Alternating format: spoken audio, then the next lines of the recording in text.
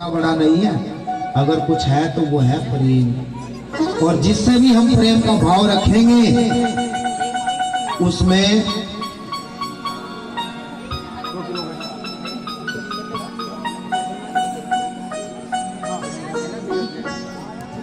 स्नेहा, पता नहीं क्या बताया, अच्छा टप्परवाल, स्नेहा टप्परवाल है या टप्परवाल, अब टक्करवाल, स्नेहा टप्परवाल। एक बार जोरदार ताली स्वागत करें इस गुड़िया के लिए। नहीं, हकीकत में बहुत ऐसे ऐसे नाम भी नहीं लिया जाता। एक जगह कौन सा गाँव था, इधर पड़ा है जनता रोड पे, एक गांव था, वहां एक ऐसा गोत था, किसी ने बुलवा दिया उसका किसी और का गोत और हमने बोल दिया। तो मतलब ऐसे ऐसे गोत हम माइक से भी बोल नहीं सकते हैं, लेकिन बस चले आ रहे लोग बाग। और ये यूट्यूब पर करूंगा। आज तक तो हमें पता नहीं लगा कब जुड़े थे ये साथ में, लेकिन बस लगे पड़े हैं। लो पता नहीं कब से लगे थे, ना हमारे बाप दादा बता के गए और ना हमें कभी पता है, लेकिन साथ में लग रहे हैं।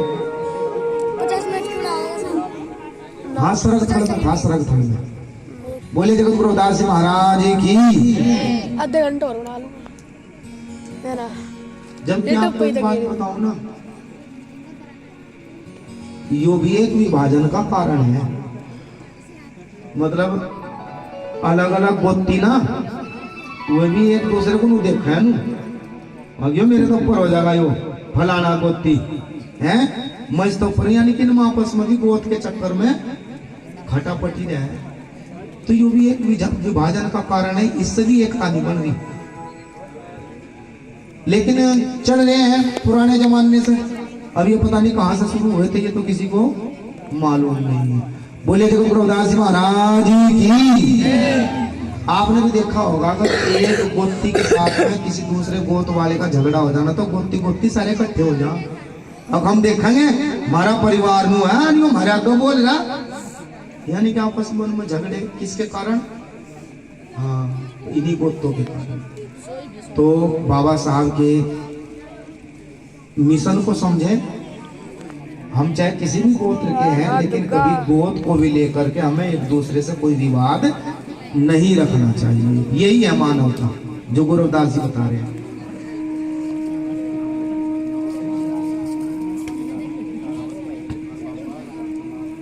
अर्णव और वैभव ये अपनी दादी तारावती और दादाजी सत्तू राम जी के नाम से 100 रुपए का दान कर रहे हैं। जोरदार ताली स्वागत करें बच्चों के लिए। सतगुरु महाराज बच्चों को दीर्घायु करे, सद्बुद्धि दे, इनके परिवार में धनधान्य परिपूर्ण करे। और अर्णव और वैभव का भी लगभग प्रतिदिन ही सहयोग पहुंच रहा है। जोरदार ताली स्वागत करें। आज मीरा को गुरु रविदास जी ने प्रेम का पाठ पढ़ाया और मीरा गुरु रविदास जी के बताए रास्ते पर ही चलने लगी। मीरा के मन से सारी जात पात भेदभाव ऊंच नीच खत्म हो गई। मीरा सभी को अपना समझने लगी, सभी से प्रेम का भाव रखने लगी। मीरा के लिए आज कोई ऊंच जाति का नहीं है और ना ही कोई नीच जाति का है। मीरा के मन से, मीरा के दिल से आज सभी लोग समान हो गए हैं, जब से गुरु रविदास जी ने मीरा को ज्ञान कराया। अब मीरा गुरु रविदास जी के बताए रास्ते पर चल करके अपना जीवन जीने लगी और नीच जातियों में भी बैठ करके सत्संग करने लगी, क्योंकि उसके लिए अब जाति मायने नहीं रखती। ज्ञान देखो, जब व्यक्ति को ज्ञान हो जाता है ना, वो बड़ा निर्मल, बड़ा पवित्र मन का व्यक्ति हो जाता है, जिसे ज्ञान हो जाए। उसके लिए फिर ऊंच नीच जात पात कोई मायने नहीं रखती। वो गरीब के घर पर भी उसी भाव से बैठेगा जिस भाव से किसी अमीर के घर बैठेगा, यानी कि वो अमीर गरीबी में भी भेद नहीं करेगा, जिसे ज्ञान हो जाए। और जिसे ज्ञान नहीं होता वो तो दुनिया में भटक ही रहा है। आज मीरा को ज्ञान हो गया, आज मीरा सत्संग में जाने लगी।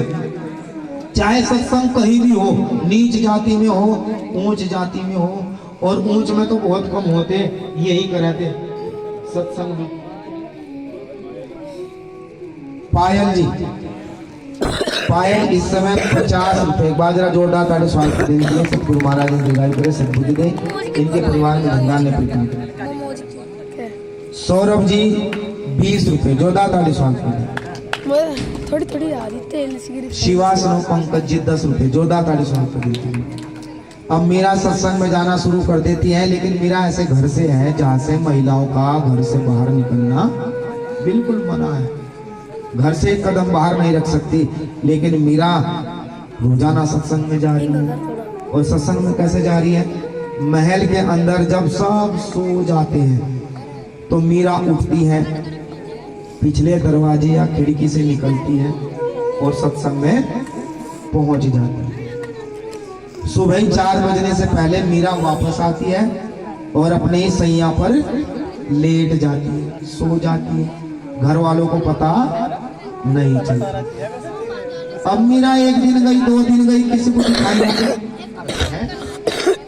मीरा 1 दिन गई, 2 दिन किसी को दिखाई नहीं दी, लेकिन ऐसा तो हो नहीं सकता एक भी दिन किसी को दिखाई ना दे, किसी न किसी दिन तो दिखाई पड़ी जाती है। अब एक दिन मीरा सत्संग में जा रही थी, रात के 11 बजे थे।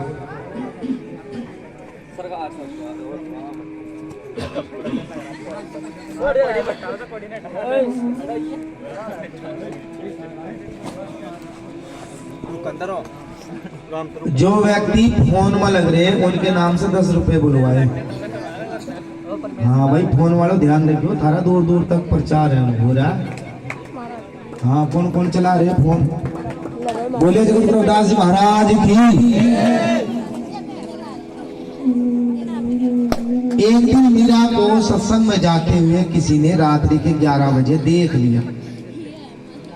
रात को मीरा को जाते देखा। अगले ही दिन चर्चा होने लगी पूरे नगर में मीरा के नाम की। मीरा के ऊपर लाछन लगने लगे, भाई राणा की लड़की लड़की। और रात तो ये बुझा, पता नहीं कहाँ जा, सारी रात रह, सुबह फिर आ जाए। और राजा की लड़की ऐसा करेगी तो प्रजा का क्या होगा भाई? ये तो प्रजा में सभी स्त्रियां लड़कियां बिगड़ जाएंगी। ये बात फैलने लगी। और ये जो भारत है ना, ये पुरुष प्रधान देश है। कैसा देश है? यहाँ पुरुष के ऊपर कोई लक्षण नहीं लगता।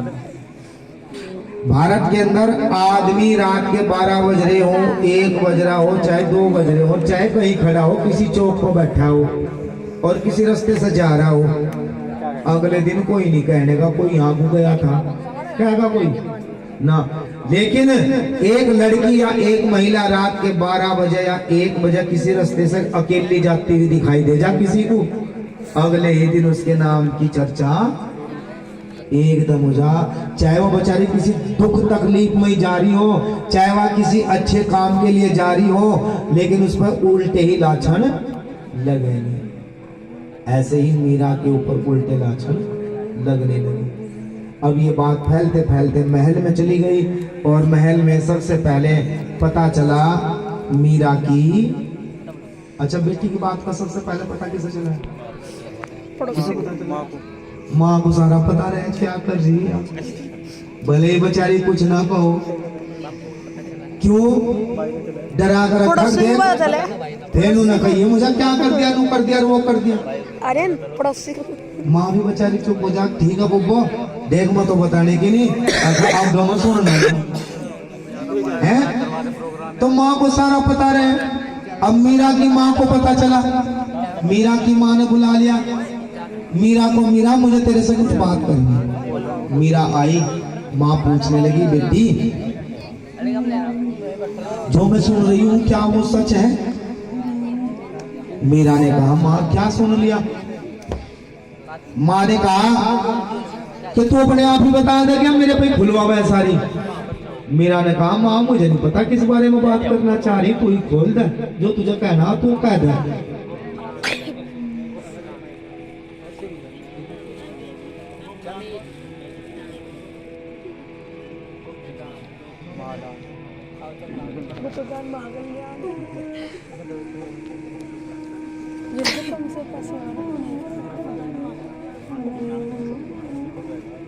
अभी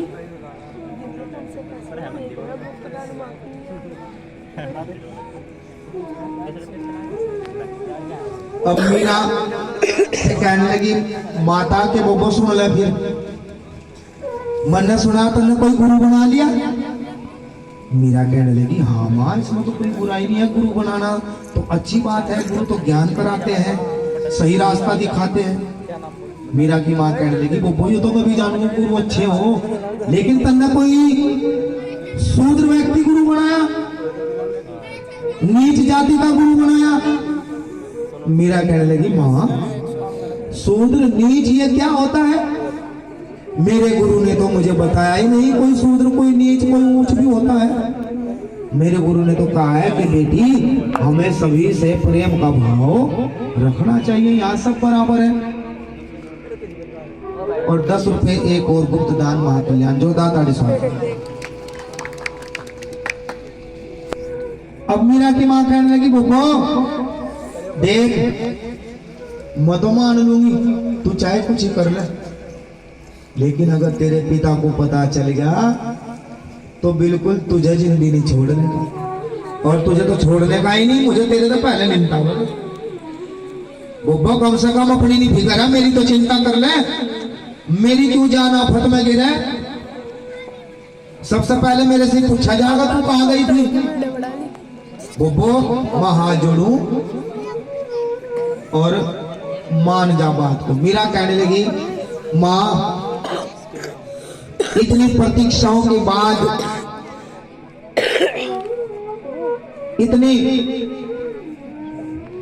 इतने त्याग के बाद मुझे वो गुरु मिले हैं, और अगर मैं उनको अब भी छोड़ दूं तो मेरा जीवन व्यर्थ है, मेरे जीवन का कोई औचित्य नहीं बचता।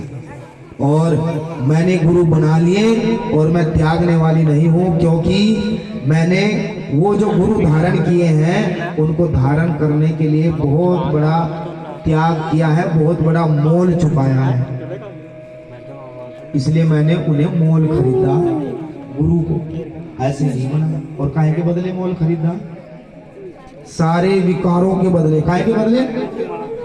मैया मैंने अपने सारे विकार छोड़ दिए, सारे विकार त्याग दिए, काम क्रोध लोभ मोह अहंकार, मेरा इनसे कोई लेना देना नहीं है। बताओ इन्हें छोड़ करके कोई उन्हें गुरु बना सका? ना बना सका, कोई नहीं बना सकता। मीरा के जैसे कोई गुरु नहीं बना सकता। गुरुदास आप गुरु तो बना लोगे, लेकिन कोई ना कोई विकार आप में फिर भी बाकी रह जाएगा। मीरा जैसा नहीं बना सकते, मीरा ने सारे विकार त्याग दिए थे, इसलिए कह रही है मीरा मैया मैंने उनको मोल खरीदा है।